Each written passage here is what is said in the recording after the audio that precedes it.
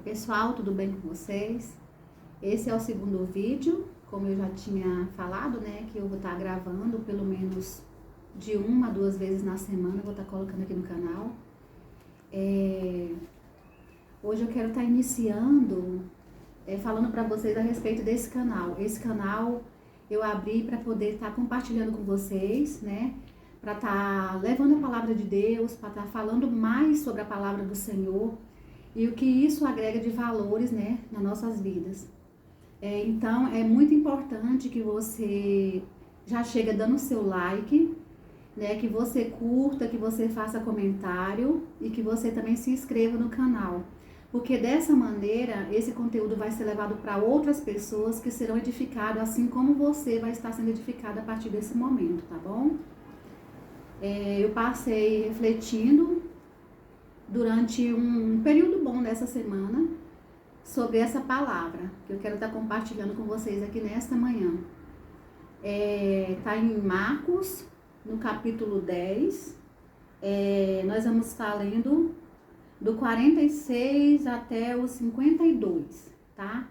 Se vocês quiserem estar acompanhando a leitura, a gente vai estar fazendo isso a partir de agora.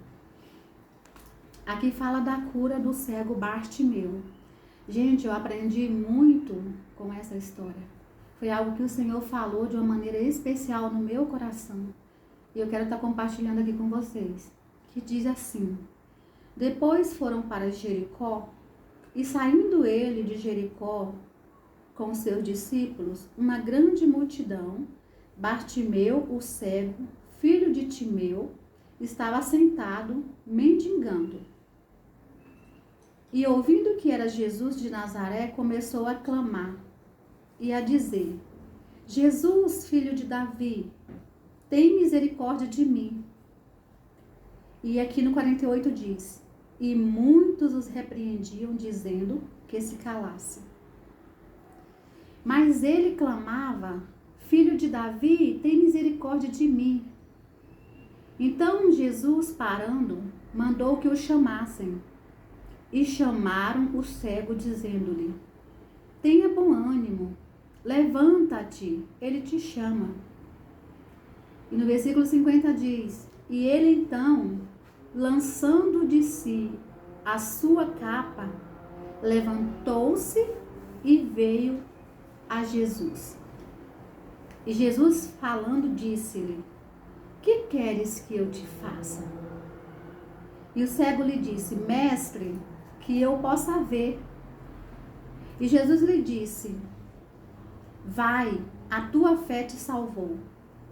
E logo recuperou a vista e seguia Jesus pelo caminho. Eu refleti muito nessa palavra e o Senhor falou comigo de uma maneira muito forte. E eu quero estar falando aqui com vocês nesse momento. Eu até coloquei assim o nome desse vídeo: 7 passos para não mendigar mais. E aqui o que eu aprendi com Bartimeu? O início aqui, com certeza esse homem orava, né? Ele estava em uma situação miserável e ele orava, com certeza ele orava no seu coração, naquele momento dele de dor, de miséria, ele orava ao Senhor. Então a importância, esse é o primeiro passo, a importância da oração nas nossas vidas. Independente da sua crença, da sua religião, a importância do orar e de ser constante em oração, né? Esse é o primeiro passo. Aí diz aqui, ó, e ouvindo que era Jesus de Nazaré, começou a clamar e a dizer: Jesus, filho de Davi, tem misericórdia de mim. E muitos repreendiam, dizendo que se calasse, né? A gente está vendo aqui no 48,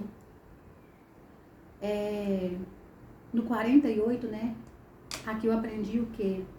Ele fazia uma petição certa. Sabe? Jesus, filho de Davi, tem misericórdia de mim, tem compaixão de mim. Ele usou a palavra que mais ia tocar em Jesus.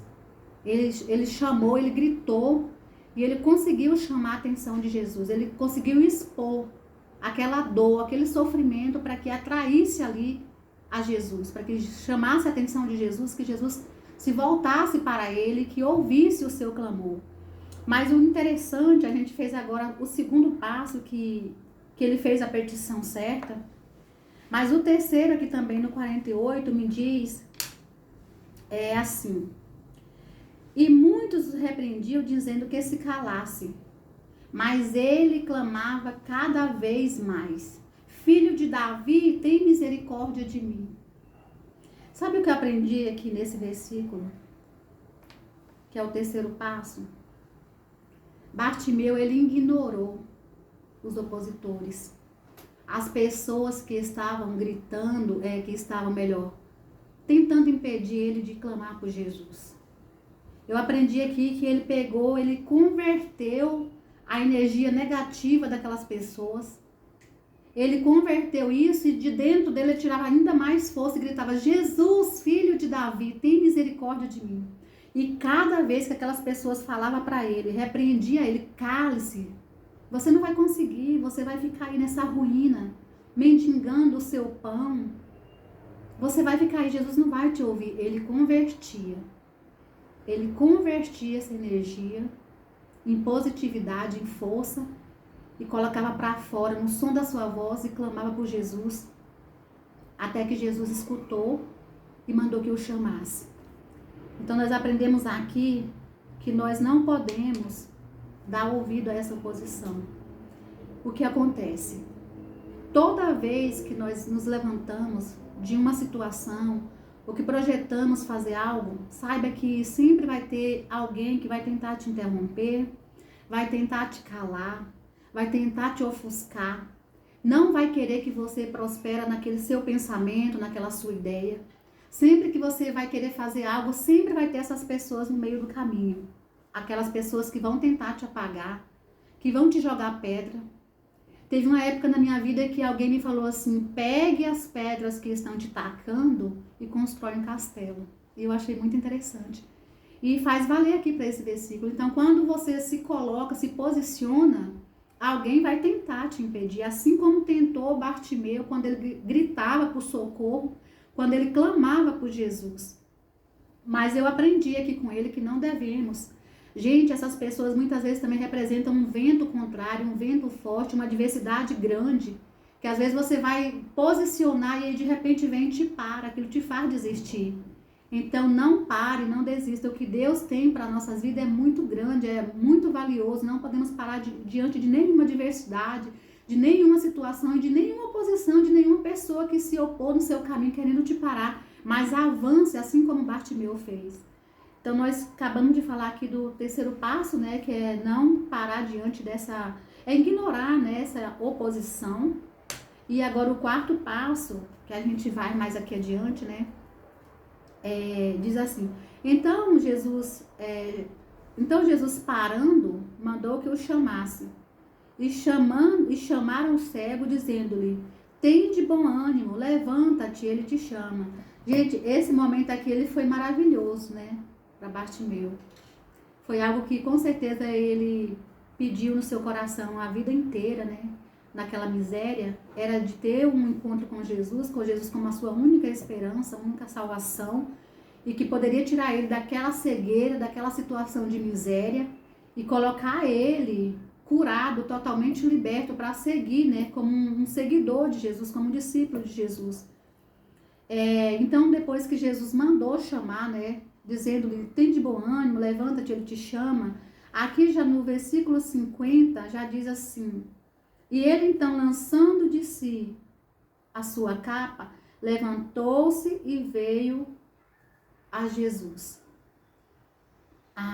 Eu vi aqui também, no versículo anterior, que, só para não me perder aqui, ele perseverou. Esse é o quarto passo. Ele perseverou. Ele não parou naquele primeiro grito que ele deu, que as pessoas tentaram abafar, ofuscar. Ele não parou. Ele continuou. Então, ele perseverou. Então, a importância também da perseverança nas nossas vidas. Muitas vezes a gente começa algo e não continua, a gente para, não persevera.